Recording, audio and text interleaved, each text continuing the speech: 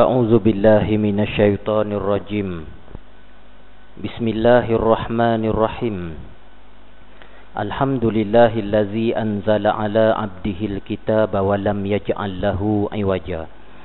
أشهد أن لا إله إلا الله وحده لا شريك له وأشهد أن محمدا عبده ورسوله. اللهم صل وسلم وبارك على محمد وعلى آله وأصحابه أجمعين. ربنا آتنا في الدنيا حسنة وفي الآخرة حسنة وقنا عذاب النار. Amma ba'd.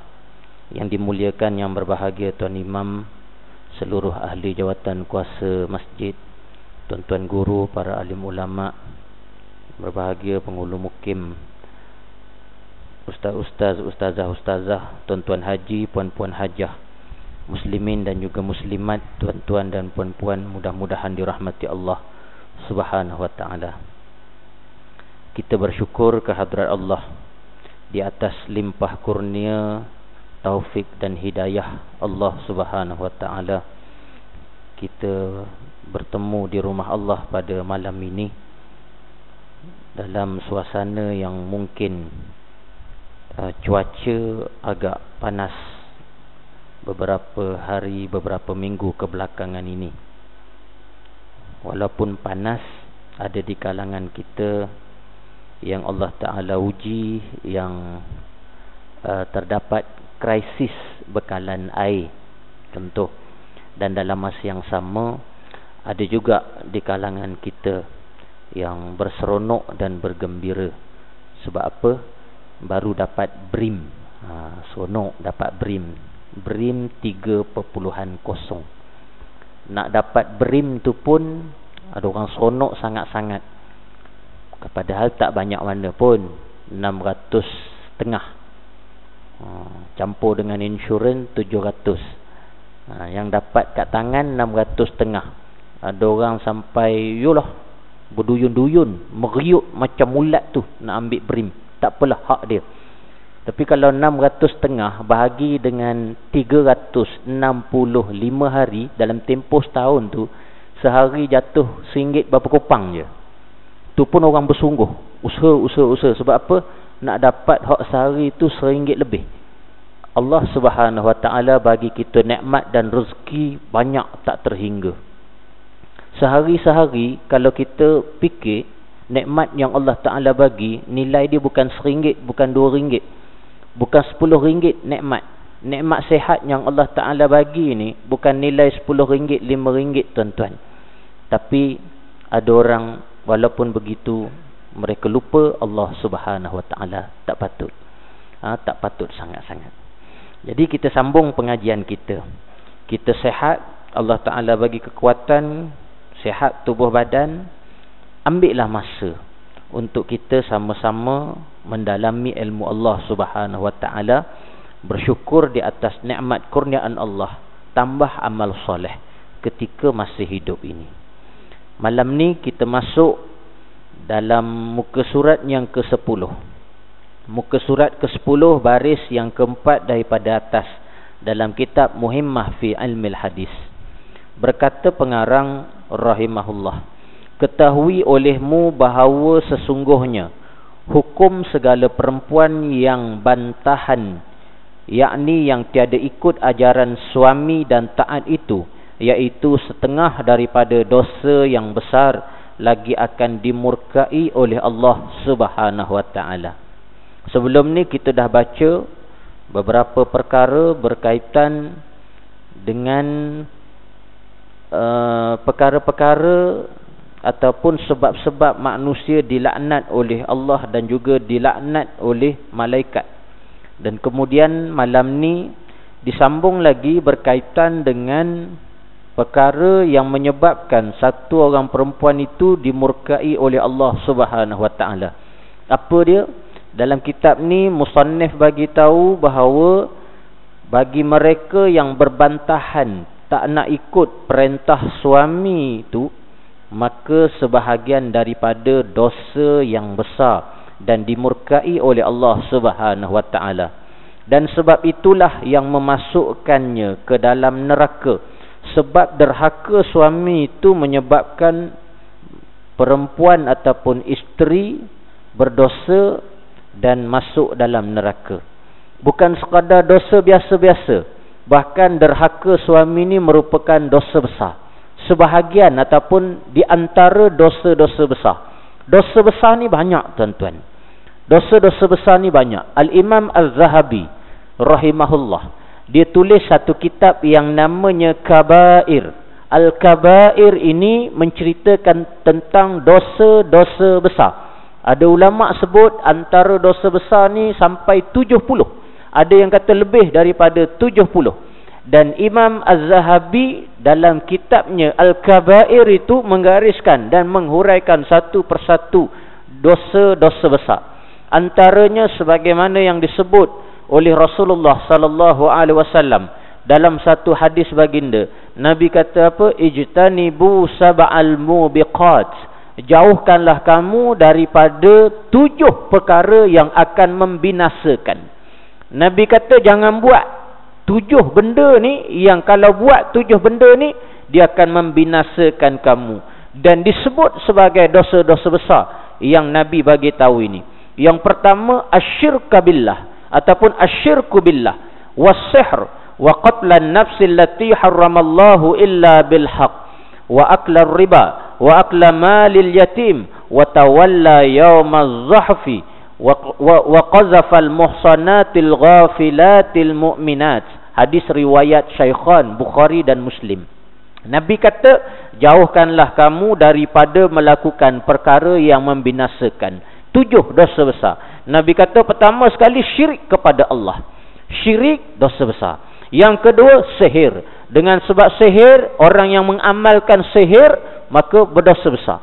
Belajar sihir tu ada ulama kata harus. Hukum dia boleh belajar, tapi amal tu tak boleh, haram. Belajar tu tahu gini ni perbuatan sihir. Ada ulama kata nak tahu benda tu sihir tak sihir, ada orang dia belajar. Belajar tu harus, ada ulama kata. Tapi amalkan sihir, buat sihir, yang tu haram. Dan juga menjadi dosa besar. Wa qatlan nafsi allati harramallahu illa bilhaq. Dan bunuh jiwa yang diharamkan oleh Allah Subhanahu wa taala kecuali dengan cara yang sebenar. Saja-saja bunuh orang tak pasal-pasal. Sebab tak setuju dengan satu-satu orang bunuh, maka berdosa besar. Wa aklar riba, makan riba. Wa akla malil yatim, makan harta anak yatim. Wa tawalla yaumaz zahfi, dan juga berpaling ketika medan jihad, peperangan, dosa besar. Wa qazafal muhsanatil ghafilatil mu'minat, dan qazaf, tuduh zina kepada perempuan yang tak melakukan zina. Tuduh zina pada lelaki yang tidak melakukan zina, ini disebut sebagai qazaf. Qazaf ni ialah dosa besar, di antara dosa-dosa besar. Dan kata musannif, derhaka isteri kepada suami juga adalah sebahagian daripada dosa besar. Banyak lagi dosa-dosa besar. Derhaka anak pada mak ayah, dosa besar. Dan kita sangat-sangat bimbang kalau anak derhaka pada mak ayah, begitu juga kita bimbang kalau isteri derhaka pada suami. Takut-takut amalannya gugur dan juga tidak ada nilai di sisi Allah Subhanahu wa taala. Dia sambung lagi, dia kata apa? Dan yang terlebih bantahan lagi, yang terlebih sangat jahatnya itu sebab suaminya beristeri yang lain. Dia kata dalam banyak-banyak isteri ni tak setuju dengan suami. Dalam banyak-banyak isteri ni bantah suami dalam bab apa?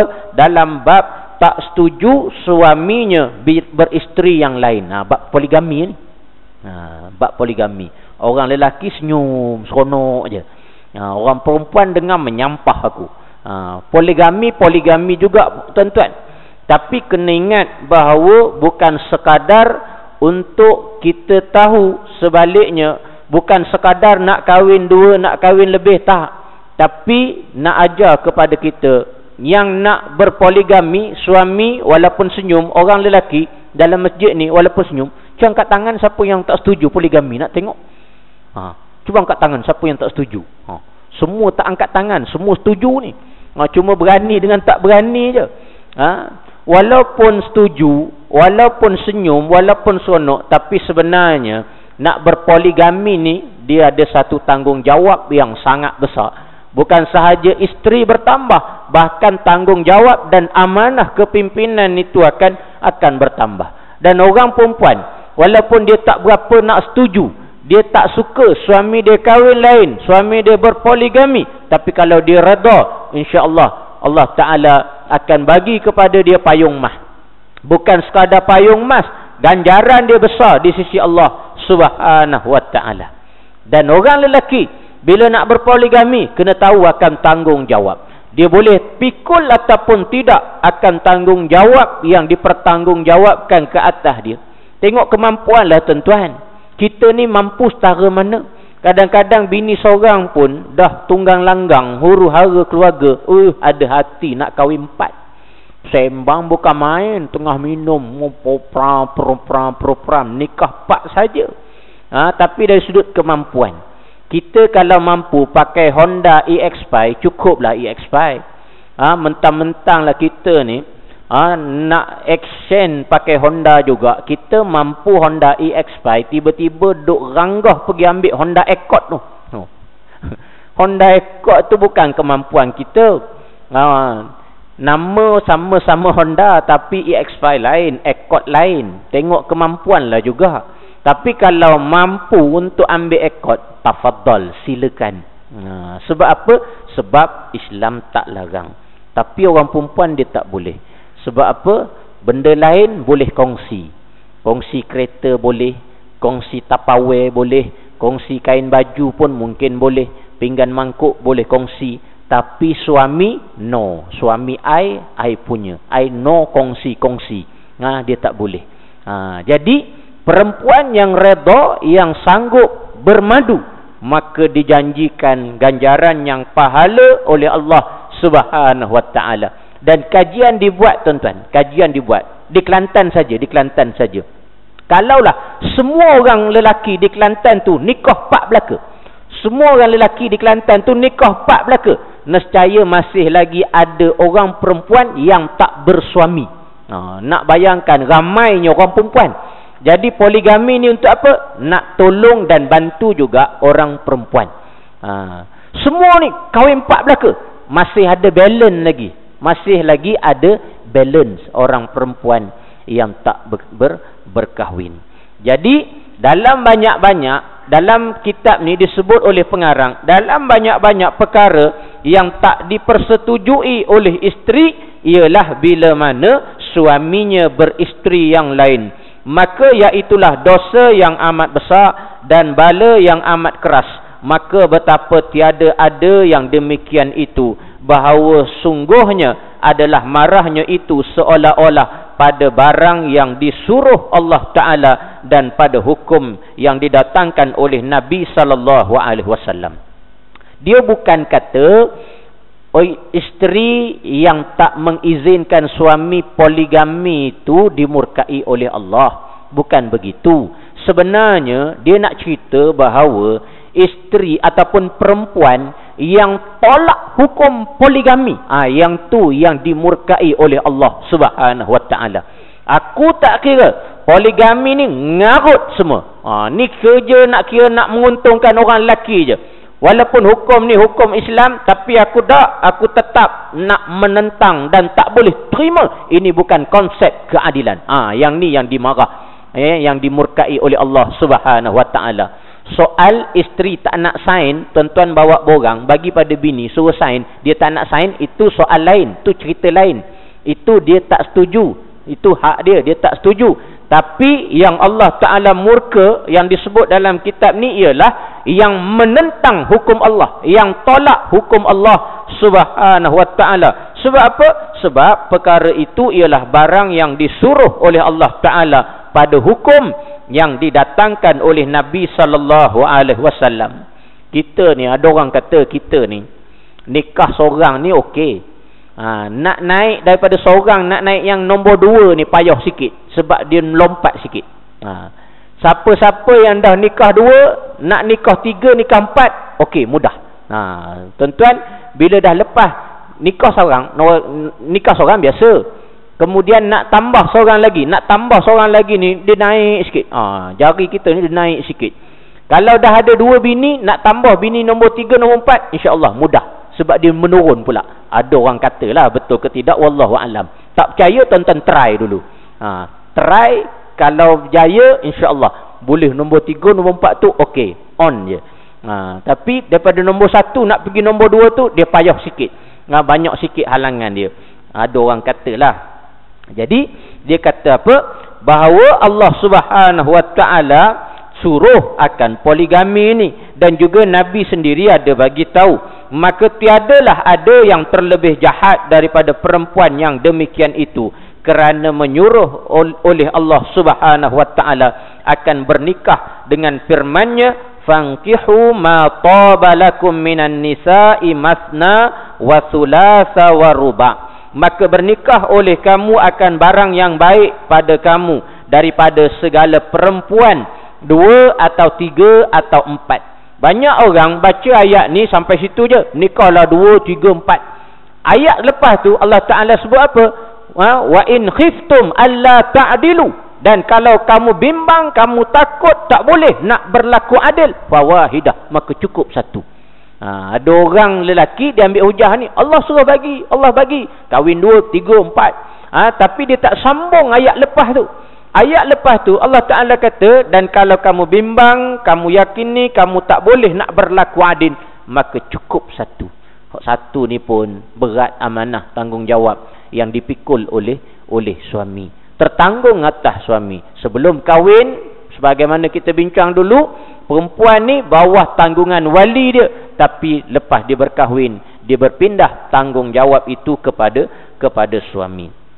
Dan menyuruh pula oleh Nabi SAW akan bernikah dengan sabdanya, hai segala orang yang muda, hai segala orang yang muda, bernikah-nikah, barang yang kuasa daripada kamu akan bernikah, maka hendaklah beristri. Maka sungguhnya beristri itu iaitu memejamkan ia bagi mata dan memeliharakan ia bagi farajnya.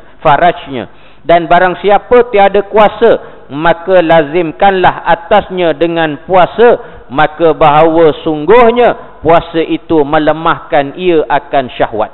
Nabi ada sebut, ya ma'syarasy syabab, wahai pemuda-pemuda, manis tata'a minkumul ba'ah, siapa-siapa di kalangan kamu yang ada kemampuan ba'ah. Ba'ah ini ialah mahar yang nak dibagi, nafkah yang nak dibagi, tempat tinggal yang nak disediakan untuk isterinya.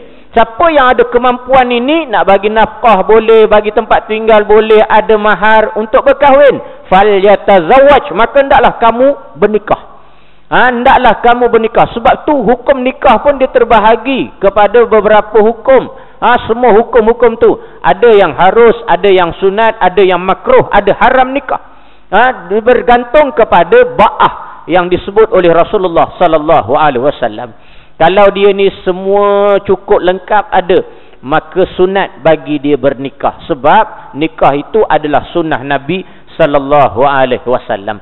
Tapi kalau dia ni kemampuannya tak berapa nak ada, boleh tak boleh, boleh tak boleh, boleh tak boleh, dan dia bimbang-bimbang, takut-takut bila dia bernikah nanti dia tak mampu nak bagi nafkah yang secukupnya, tetapi dia ada naluri dan perasaan, orang yang macam ni jatuh makruh dia nikah. Kalau dia nikah, dia memang tak mampu nak sediakan nafkah, tak nak bagi nafkah pun tak mampu, kemudian dia ni dah lah macam tu, dari sudut tenaga pun tak ada, dan dia bila dia kahwin, dia pasti akan menyakiti isteri dia. Orang macam ni haram nikah. Dan dalam masa yang sama, ada orang dia ni mampu, kemudian kalau dia tak nikah, dia boleh terjebak dengan zina. Orang macam ni wajib nikah.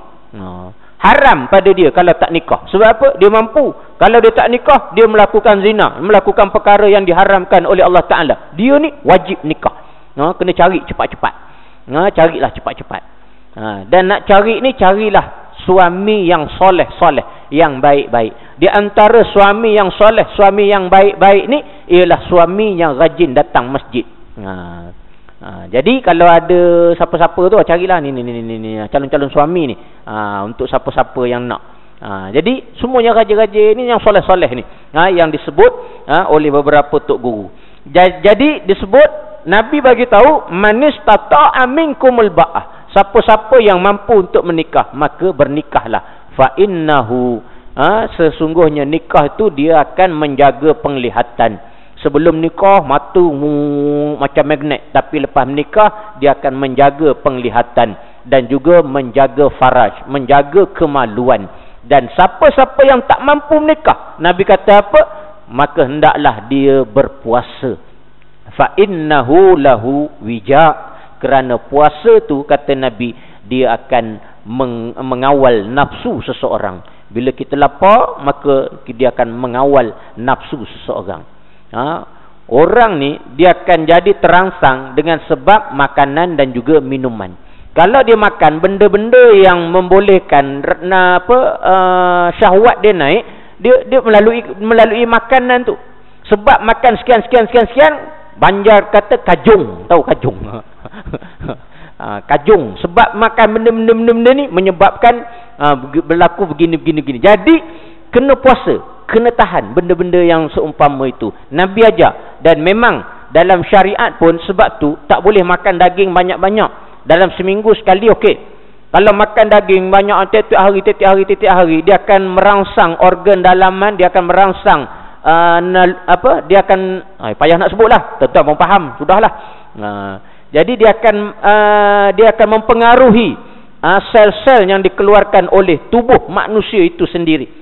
Dan lagi bersabda Nabi sallallahu alaihi wasallam, bernikahlah kamu dan berbanyaklah kamu, maka bahawa sesungguhnya aku lagi akan bermegah-megahan dengan kamu pada segala umat yang dahulu-dahulu pada hari kiamat. Nabi kata apa? Nabi suruh nikah. Tazawwaju, Nabi suruh kamu nikahlah kata Nabi. Sesungguhnya aku berbangga dengan ramainya kamu di hari akhirat esok. Sebab apa? Bila menikah, dapat anak, dapat zuriat, maka umat Muhammad bertambah. Umat Muhammad bertambah ni, Nabi kata Nabi akan gembira pada hari akhirat esok dengan bertambahnya bilangan dan juga ramainya bilangan umat Nabi sallallahu alaihi wasallam. Dan beberapa lagi hadis Nabi menyuruh membanyakkan bernikah dan membanyakkan anak. Nabi suruh banyak menikah dan banyak anak. Ada orang nikah tapi tak nak anak. Ada orang nikah kadang-kadang tak nak anak. Ada juga jenis macam tu. Tapi Nabi suruh apa? Nikah dan Nabi suruh tambah anak. Nak tambah anak macam mana ustaz? Dah expired dah, tarik handbrake, nikah lagi. InsyaAllah dapat anak lagi. Tak apalah. Maka apabila marah oleh seorang pada barang yang diredakan Allah Ta'ala dan reda pula oleh Rasul dengan pekerjaan nikah itu, maka sungguhnya keluar ia daripada mengikutkan bagi keduanya. Dia kata apa? Siapa-siapa yang marah pada perkara yang Allah perintahkan, siapa-siapa yang tak suka pada hukum yang diputuskan oleh Allah, yang disuruh oleh Nabi sallallahu alaihi wasallam, maka dia telah masuk di kalangan orang yang engkar kepada Allah dan Rasulnya. Maka adalah hukumnya perempuan yang demikian itu masuklah ia dalam jumlah syaitan dan iblis yang kena laknat Allah. Dia kata siapa-siapa yang engkar dan tolak hukum berpoligami ni, maka dia termasuklah di kalangan kumpulan yang engkar dan derhaka kepada Allah Subhanahu wa ta'ala. Soal dia tak setuju suami nikah lain, itu soal lain sebagaimana saya sebut tadi. Soal sekarang ni ialah bila perempuan dia tentang dan dia hentam berkaitan dengan hukum poligami yang Allah Subhanahu wa ta'ala tetapkan dalam syariat kita. Mana orang lelaki boleh kahwin ramai, orang perempuan tak boleh kahwin ramai? Dia kata macam tu. Aku pun nak juga ramai suami. Maknanya dia lawan hukum Allah Subhanahu wa ta'ala. Tak boleh hukum dia. Sebab apa? Yang lawan hukum Allah, lawan Rasulullah sallallahu alaihi wasallam ni derhaka Allah, derhaka Rasulullah sallallahu alaihi wasallam, akan dilaknat oleh Allah Subhanahu wa ta'ala. Jadi bercakap kena berhati-hati. Orang perempuan pun kita kena ajar. Isteri kita pun kita kena ajar. Banyak tuan-tuan orang tak setuju dengan perkara-perkara yang diputuskan oleh Allah Ta'ala. Dari sudut pembahagian harta pusaka, misal contoh, tak adil apa ni hukum Islam ni, aku tak kira paraid tak paraid, aku nak tetap juga nak sama. Tak boleh, ni hukum Allah, tak boleh lawan, tak boleh engkar hukum Allah Subhanahu Wa Ta'ala. Bagi dulu, kemudian bincang sama adik-beradik, insya-Allah di sana ada penyelesaian dia. Jangan tolak dan tolak hukum yang disyariatkan oleh Allah Subhanahu Wa Ta'ala. Jaga cakap-cakap. Kadang-kadang orang tak jaga cakap. Dengan sebab cakap, manusia akan masuk neraka Allah Subhanahu Wa Ta'ala. Sebab apa? Sebab salah cakap. Saya akan pastikan selama mana saya berkuasa, saya akan pastikan hudud tak akan dilaksanakan sekali-kali. Amboi, mu siapa? Ada orang jenis bercakap macam tu. Selagi saya memerintah, saya akan pastikan tidak akan terlaksana hukum hudud di negara ini. Allahu Akbar. Siapa kita nak cakap begitu depan Allah Subhanahu Wa Ta'ala? Bayangkan tuan-tuan. Jadi orang-orang yang tolak-tolak perkara-perkara yang seumpama ini, hari ini banyak orang duk berhujah atas hak asasi. Ni hak asasi isteri. Maka tak boleh, kita tak boleh. Gini. Tolak hukum Allah Subhanahu Wa Ta'ala. Orang duk bercerita, cakap hak asasi ni, dia tak jaga hak Allah. Hari ni tuan-tuan baca tak surat khabar? Tuan-tuan baca tak surat khabar? Duk cerita tentang hak asasi binatang. Ni, di antaranya negara Denmark. Denmark mengharamkan penyembelihan halal. Tuan-tuan boleh faham? Negara Denmark buat keputusan mereka mengharamkan penyembelihan halal. Sebab apa dia kata? Penyembelihan, cara orang Islam itu menyeksa binatang. Dia anggap menyeksa binatang. Sebab apa? Dengan pisau tajam, potong urat mereh apa semua ni, urat halkom ni dan urat mereh tu menyebabkan binatang terseksa. Mengikut kajian mereka, ikut kepala otak mereka, dia kata binatang ni kena disembelih kena dimatikan mengikut kaedah sains yang ikut kepala otak dia. Macam mana? Binatang ni antaranya kena bagi renjatan elektrik. Sebab apa? Kena renjatan elektrik tu dia tak sakit, dia tak menyeksa. Dia fikir ikut logik akal dia. Direnjat elektrik tu mati terkejut, kena elektrik. Mati gitu. Maknanya tak seksa. Ataupun kalau tak macam tu melalui kaedah gas. Disembuhkan dengan gas menyebabkan dia akan mati dengan sekejap, tak menyeksa dia kata. Ataupun melalui kaedah stunning. Stunning ni apa? Stunning ni dia apa? Pelali. Dia ada satu alat dia macam penembak tu, letak atas kepala ayam. Jadi ayam tu bengong mati gitu. Dan ada yang diguna pakai melalui kaedah-kaedah yang seumpama ini. Kita bimbang dengan lebihnya power renjatan elektrik tu. Mula-mula memanglah nak bagi dia pening-pening lalat gitu je, tapi bimbang-bimbang dia mati itu sebab kena renjatan elektrik. Dia mati itu sebab kena pelali yang lebih, bukan mati sebab kena sembelih. Betul tuan-tuan? Bukan mati sebab kena sembelih dah, tapi mati sebab kena renjatan elektrik, menyebabkan makanan yang kita makan tu, binatang yang kita makan tu, walaupun nampak zahir macam disembelih, tapi rupanya mati bukan kerana disembelih, tapi mati kerana renjatan elektrik. Jadi haram kita makan. Tapi demo negara kapio, negara kape. Demo negara kape ikut suka dia lah. Orang Islam jangan pula terima perkara yang seumpama ini atas alasan hak asasi kepada binatang. Hak asasi pada binatang mu tak payah makan lah. Tak payahlah makan. Nyaknya demo, kesianlah lembu kena sembelih je. Apa? Sama pemikiran kolot dengan agama Hindu. Kan negara kita kan timbul masalah. Orang Hindu komplain sebab apa sembelih korban kat surau apa semua. Perkara ni berlaku. Hindu dia sampai tahap mencabar begitu sebab ada orang Islam tak jaga agama Islam. Orang Islam sendiri tak jaga agama Islam. Sebab tu dia komplain tentang perkara yang bersangkut paut dalam agama ni, sebab ada orang Islam sendiri tak sensitif dengan perkara agama. Jadi tak boleh nak tolak perintah Allah, syariat Allah. Termasuklah hukum-hukum Allah Subhanahu Wa Taala, walaupun poligami ni kecil. Begitulah dengan perkara-perkara dan juga perintah dalam perkara yang besar, dalam perkara hudud. Misal contoh, ada masjid sensitif. Ustaz jangan sebut. Sebut hudud pun tak bagi sebut, macam mana? Sedangkan ini adalah perintah Allah Subhanahu Wa Taala. Ini syariat Allah Subhanahu Wa Taala.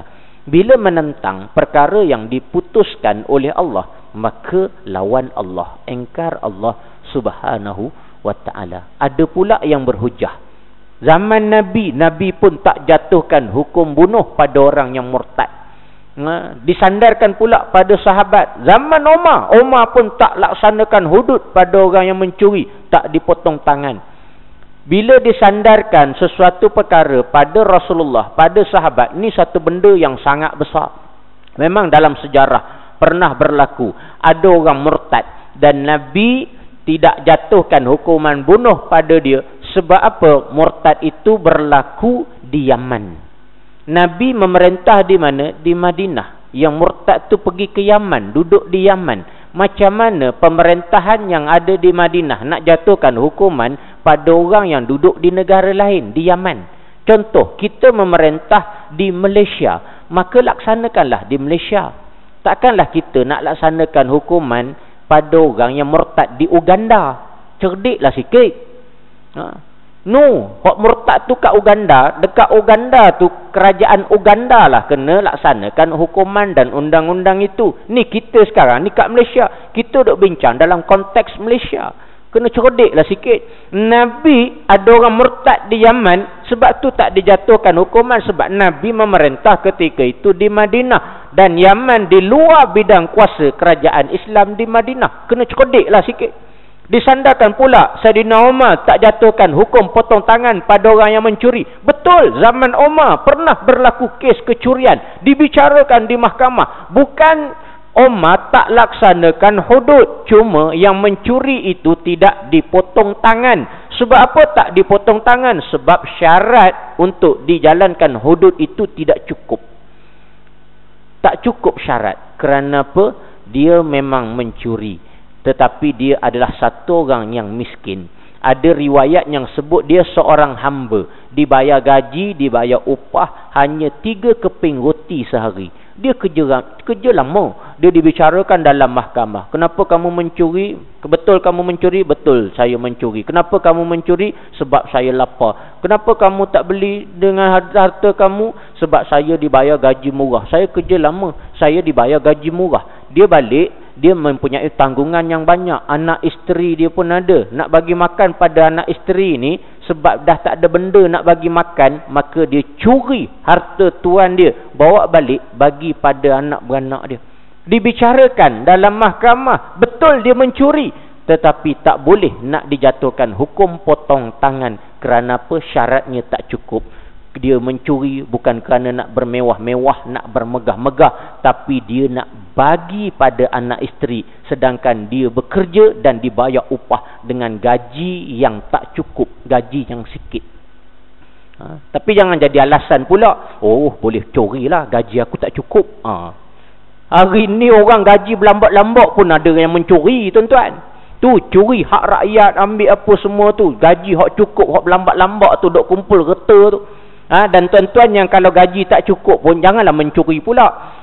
Bukanlah itu sebagai alasan. Tapi nak cerita zaman Umar, betul Umar tak jatuhkan potong tangan pada yang mencuri itu, tapi bukan kerana tak laksana hudud, tetapi kerana syaratnya tidak mencukupi. Jadi perkara-perkara yang seumpama ini kita kena berhati-hati. Kena berhati-hati, jangan sampai terlepas cakap. Ini duk cakap zaman Umar pun tak laksana hudud. Amboi, tak boleh terlepas cakap. Sedangkan Umar tidak begitu. Hai segala kaum perempuan, apa yang terlebih besar bala daripada penasihat baginya, jikalau tiada engkau mau menurut nasihat ini. Apa lagi Nasihat siapa lagi nak pakai kalau tak nak ikut nasihat Allah dan nasihat Rasul? Maka bahawa sungguhnya jika tiada redha dengan suaminya, beristerinya yang lain, maka terkasarlah datang bala padanya dunia dan akhirat, serta dengan beberapa kemaluannya pada besok hari. Maka beberapa banyak daripada segala perempuan yang jatuh ke dalam murtad lagi kafir. Dia duk sebut yang kita dah bincangkan tadi. Kena jaga percakapan, jangan sampai menyebabkan dengan ucapan tolak hukum Allah itu menyebabkan tergelincir daripada akidah yang sebenar. Dengan mengikut hawa nafsunya yang tiada kesukaan kerja bernikah suaminya akan perempuan yang lain. Habis-habis menangis lah, abang, kenapa abang kahwin kan dah itu tak nak kahwin. Nangis cukup lah. Jangan duk perlekeh ataupun jangan mempersenda pula hukum Allah. Ni lah Islam ni bagi lelaki poligami. Duk kutuk Islam pula. Ni lah Islam tak adil apa semua, hukum Allah tak adil. Yang tu tak boleh. Menangis cukup. Duk kata kat suami sudah. Maka meringankan ia akan syariat yang tiada haruskan oleh syarak. Dan apabila meringankan ia akan agama yang suci, iaitu agama Nabi Muhammad sallallahu alaihi wasallam, nescaya kufurlah ia. Jangan meringan-ringankan, jangan memain-mainkan syariat, jangan memperlekeh, jangan mempersendakan syariat Allah Subhanahu wa taala. Dan demikian lagi, perempuan yang mengiktikadkan anuyannya pada barang yang diharuskan oleh Allah taala dengan dia. Jangan dia mengiktikadkan bahawa sesungguhnya poligami ni untuk menganuyannya perempuan, untuk diskriminasi perempuan, untuk melakukan ketidakadilan kepada perempuan. Tak. Kerana apa? Kerana ini adalah perkara yang diharuskan oleh Allah Subhanahu wa taala. Suami pun kalau di offer, kalau isteri baik, isteri solehah, suami pun tak sanggup. Suami pun tak sanggup, isteri layan molek apa semua gini-gini, bagus bini apa semua ni.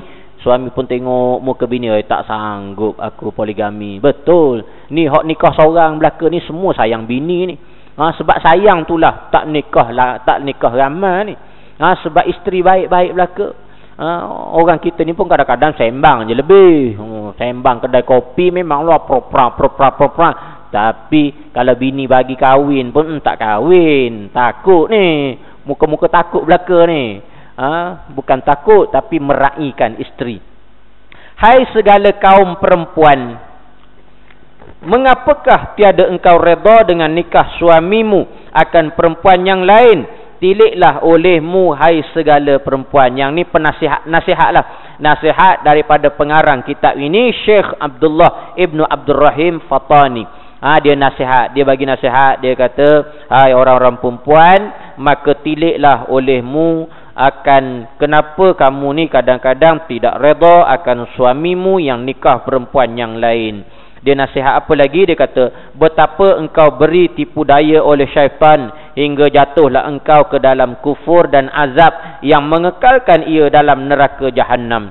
Berlindung kiranya kita kepada Allah daripada yang demikian itu. Jadi ini adalah kata-kata nasihatnya. Hai segala kaum perempuan, adakah bagimu kuasa mensabar atas panas api neraka Jahannam? Atau yakinkah engkau bahawa dimasukkan engkau ke dalam syurga? Tiada sekali-kali yang demikian itu. Tiadakah engkau takut, hai segala perempuan, akan azab dan seksa api neraka? Maka jikalau engkau syak, cubalah olehmu dahulu akan api dunia ini, sementara belum lagi datang api neraka Jahannam. Kuasakah kamu sabar atau tiada? Maka bahawa sungguhnya api neraka Jahannam itu terlebih panas dan keras seksanya daripada api dunia ini beberapa ribu ganda lagi. Dia nasihat lagi, dia kata apa? Yakin ke bila kita berani lawan Allah, bila kita berani mempertikaikan hukum Allah Subhanahu wa taala, takut-takut terlafaz kata-kata yang menyebabkan kufur. Bila kufur pada Allah Ta'ala menyebabkan akan masuk dalam neraka. Bila masuk dalam neraka, azab neraka tu sangat panas. Nak bandingkan api neraka dengan api dunia ni tak terbanding, dia kata. Sebab panas api neraka ni berkali-kali ganda. Kalau tak percaya, balik sekarang goreng ikan. Goreng ikan dalam minyak panas, tak payah pakai sodek. Tak payah pakai apa? Orang Banjar pakai apa? Nyedok tu. Sudip ke apa? Sudip. Sudip. Kadang payah bersudip. Pakai tangan je. Golek-golek ikan pakai tangan gitu. Boleh? Oi, tak boleh. Air panas tu. Susah kata macam tu. Kita pergi hotel pun. Pergi hotel, taraf 4 bintang, 5 bintang. Subuh-subuh masuk dalam bilik air. Nak buang air. Masa dah settle buang air apa semua nak basuh, hotel ni dia ada 2 air, satu color biru, sebelah sini color merah. Kita buka-buka air terpusing belah merah, nak basuh lepas buang air tu dia terkena-kena air hot panas, terpulah dengan merah tu. Ui, melacung. Tu terlompat tu tengah nak basuh. Itu baru panas sikit, air panas sikit je. Belum lagi panas api yang memanaskan air. Belum lagi panas api neraka Allah Subhanahu wa ta'ala. Panas tu pun tak mampu nak tahan. Pergi mandi di hot spring, Sungai Kelah ke mana. Saya kalau di Perak tu selalu pergi ke Sungai Kelah, di Sungkai tu. Duk tengok ada kolam ni, dia kepanasan dia 50%. Ada 25 darjah Celsius, ada 30, ada sampai 60, ada sampai 90. Ceterai masuk dalam tu. Ada orang bawa telur rendam, masak telur. Susah kata telur ayam masak, telur orang pun kalau duk berendam tu boleh masak tu. Boleh tak boleh kita? Tak boleh tuan-tuan. Nak ceritanya tu panas sikit baru. Panas sikit tu pun dah tak tahan. Apatah lagi nak tahan azab neraka Allah Subhanahu wa ta'ala. Maka wal'iyazubillah, jangan sampai berlaku perkara-perkara yang seumpama ini. Sebab tak suka dengan hukum Allah, dengan syariat Islam ini, terkeluar perkataan-perkataan yang membolehkan kita dilaknat dan kemudiannya masuk dalam neraka Allah wal'iyazubillah. Ketahui olehmu, hai segala perempuan, jikalau banyak sekalipun amal kamu, apabila tiada redha oleh suami kamu, nescaya tiada diterima segala kamu. Seperti sabda Nabi SAW, barang di mana ada perempuan yang berbuat ibadat seperti ibadat Siti Maryam anak Imran, padahal tiada redha daripada perempuan itu oleh suaminya, nescaya tiada menerima Allah Ta'ala daripadanya segala amalnya, dan dimasukkan Allah Ta'ala akan dia bersama-sama dengan segala kafir dan munafik pada lapis yang di bawah daripada segala neraka. Jadi musannif ni, dia kata apa? Dia kata ketahuilah bahawa kalaupun satu orang itu banyak beramal, tak tertanding sebagaimana ibadah Siti Maryam anak Imran, mak pada Nabi Isa alaihissalam. Padahal tiada redha daripada perempuan itu oleh suaminya. Suami dia tak redha, dia beramal banyak tapi suami tak redha, nescaya Allah Ta'ala tak terima amalan tersebut. Allah redha bila suami redha. Bila suami tak redha, Allah Ta'ala tak akan redha. Melainkan bahawa bertaubat, melainkan bahawa taubat ia.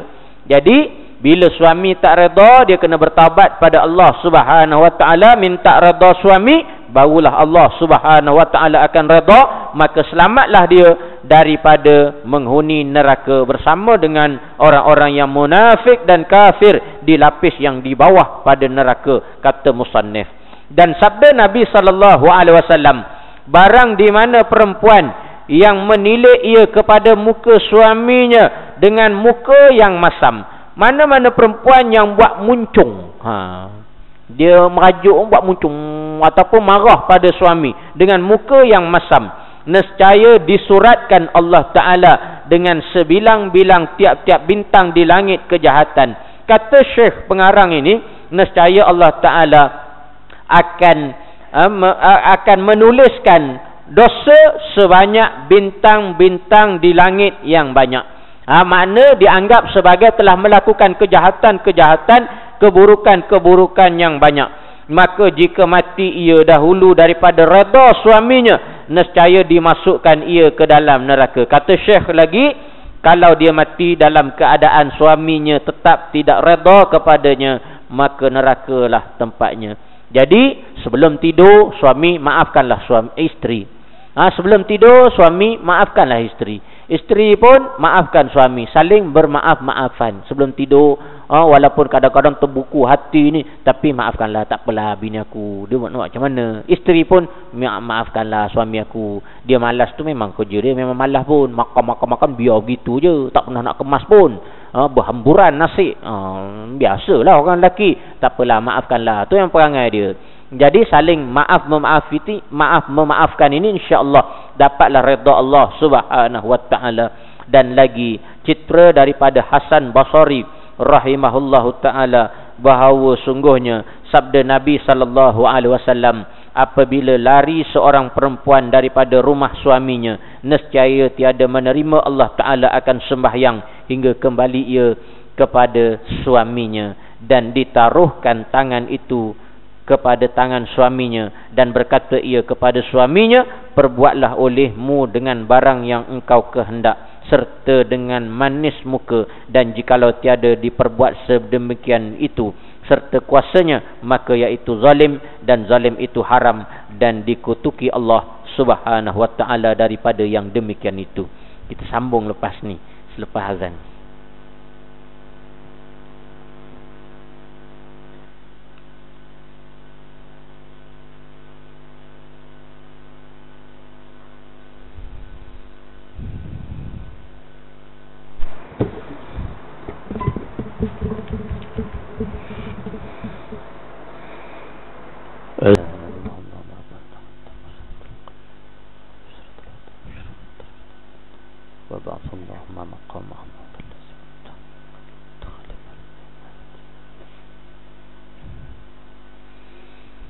Baik muslimin dan muslimat sekalian, dia kata apa lagi? Dia kata Hasan Al-Basri. Hasan Basri ini telah meriwayatkan bahawa Nabi sallallahu alaihi wasallam cerita, mana-mana perempuan yang lari daripada rumah, lari daripada suami dia, nescaya Allah Taala tak akan terima sembahyang perempuan tersebut sehinggalah dia balik dan suami dia redha. Dan kemudiannya bukan sekadar itu, bila dia balik, dia kena minta maaf daripada suami dia dan diletakkan tangannya kepada tangan suaminya, minta maaf dan suruh suami dia hukum dia. Di samping itu kenalah dia manis muka, dan kalau dia tak buat macam tu dalam keadaan dia tu sebenarnya mampu untuk minta maaf, dia boleh nak minta maaf, dia boleh nak bermanis muka, tapi dia tak boleh, dia tak buat, maka hukumnya haram dan zalim.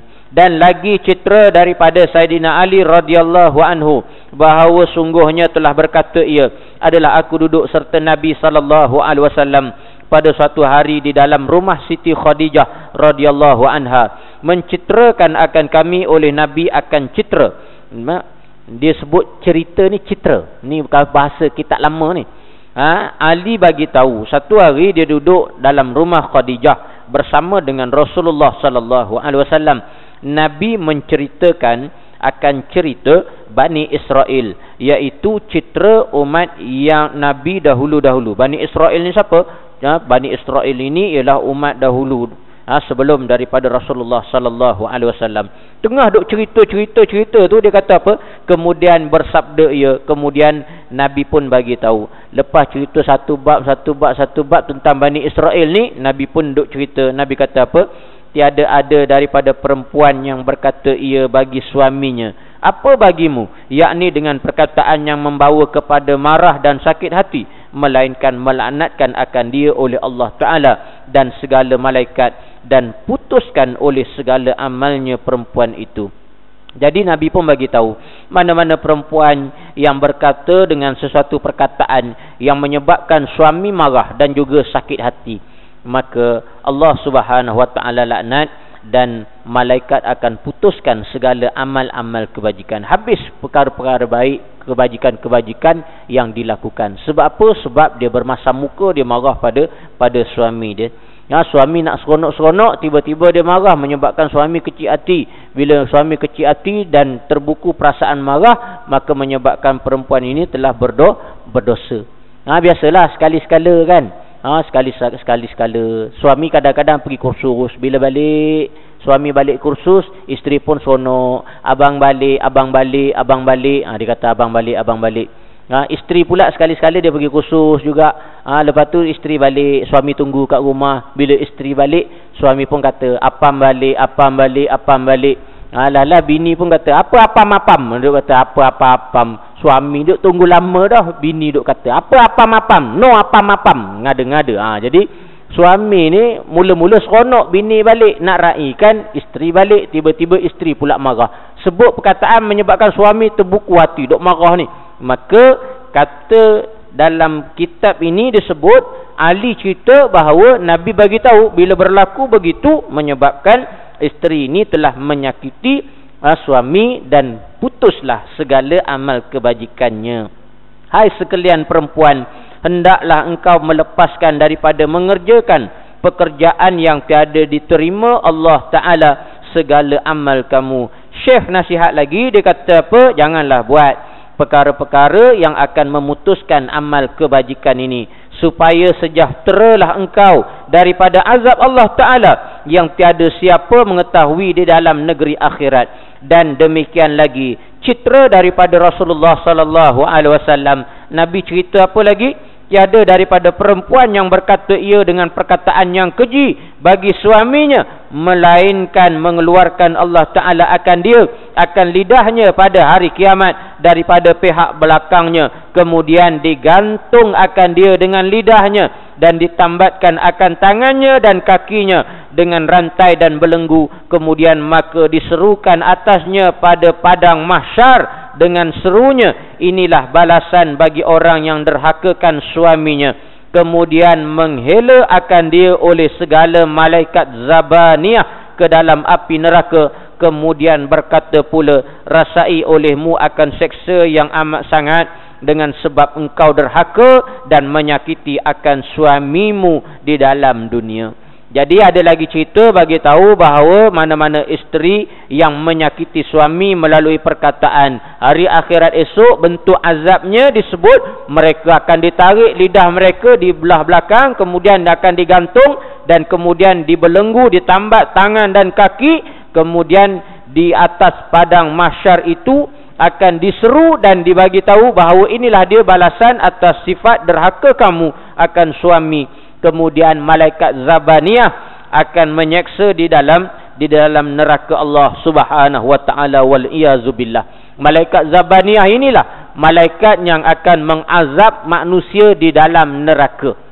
Dan malaikat inilah yang disebut oleh Allah Subhanahu wa taala bila Allah Taala mencabar musyrikin Mekah yang menghina Rasulullah sallallahu alaihi wasallam dengan mereka minta Nabi sallallahu alaihi wasallam panggil orang yang boleh tolong Nabi supaya berhadapan dengan mereka.